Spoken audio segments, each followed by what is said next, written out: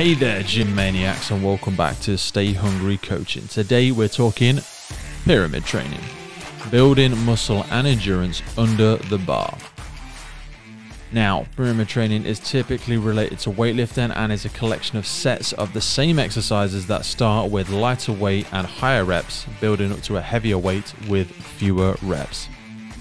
It is a very widely recognized practice, and you will see people practicing it in gyms all over the world every single day. Now, a full pyramid training set is an extension of this, reducing the weight after you have reached a peak until you have completed the pyramid.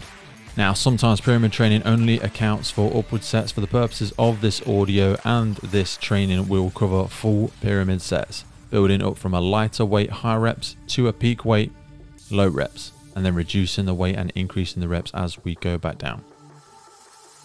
Now, pyramid training is quite time efficient.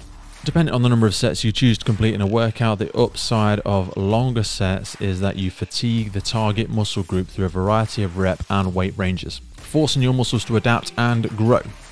Now, you know you've just worked hard and you can feel and hear your muscles screaming. Keep intensity high by limiting the rest time between sets. This keeps the muscle active and under tension for longer, causing more micro tears in the muscle fibers. Just what you need to promote muscle protein synthesis, the rebuilding process for new and stronger muscles. So try and keep the rest to 60 seconds maximum when doing pyramid sets. Pyramid training is also perfect if you've hit a plateau in the gym. If you've noticed your progress is slowing, pyramid training is a great way of shocking your muscles with new stimulus to promote growth and development. Now, don't be overzealous with your starting weight. Pyramid training covers all the bases: strength, hypertrophy, and muscle endurance. So picking a weight that is too heavy from the start will result in early fatigue and a loss of form over the entire session. Now, it's tempting to take a set to muscle failure, but the penalty for doing this is that your strength is slightly compromised on the sets that follow. And if you take several lighter sets to failure, you just undermined what you're trying to achieve.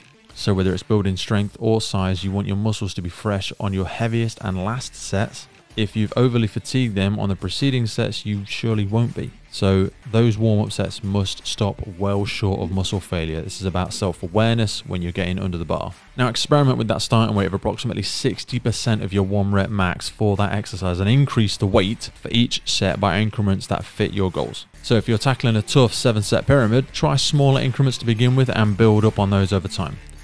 I'll cover 1 rep calculations on another audio. Now, if your form starts to waver, reduce the weight and try to maintain the target reps per set to ensure you're still hitting the volume that's required for the pyramid. Now, if you have anything left in the tank at the end of the session, push for absolute failure, but only on that final set. Don't be restricted by the planned reps, just go for it. Now, pyramid training progressions. There are a number of different ways you can incorporate pyramid training progressions, and these include: increase the total volume. So you can start at 3 sets and progress to 7 as you build up your strength and endurance. Next, you can increase the starting weight. Maintain a consistent set range such as 7 sets, but increase your starting weight each week. Increasing the weight increments each set. So go for 5 kilos before the first set and then go for 10 kilos. Increase the weight increments between each set, going from 5 kilo extra per set to 10 kilo extra. Or increase by a percentage if that works for you. For example, 6 sets at increments of 5 kilo per set, and then 3 sets of increasing by 10 kilo each time you hit your max working set. Next, you can reduce the rest between the sets. Keep this to a minimum of 1 minute, but if you're a beginner, as you gain confidence, try reducing rest periods to create a greater catalyst in the workout. Now, if you're serious about training, create a pyramid training plan and incorporate any of the example progressions that I have described here. It's wise to keep track of what you're doing each week. Work in a plan. So for example, 4 weeks is a good amount of time to factor in the progressions. If you're struggling for motivation, not sure what to do in the gym, or in danger of hitting a plateau, then why not give pyramid training a try? It's perfect for all body parts, but works extremely well for chest, back and leg routines. So those 3 big fundamental lifts of deadlifts, bench press and squats. For example, here is a quick full recap and an example for an intermediate level pyramid.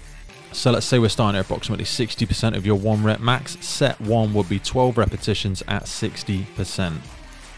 Then we hit our 60-second rest, and set 2 sees us do 10 reps at 70%. Another 60 seconds rest, and our set 3 would come in at 8 reps but at 80% of our 1 rep max. And this would be our peak of the pyramid. This is our heaviest set. Our final 2 sets, we head back down the pyramid, and our set 4 would be 10 reps at 70%. And our 5th set would be 12 reps or to failure at 60%. So the same way that you started on, 12 reps or going to failure. I hope you found this audio beneficial, and I hope you now feel more familiar with the process of pyramid training. It is a wonderful way to build muscle and endurance under the bar. Give it a go. Let me know how you get on. Stay hard, stay hungry, and I'll see you soon.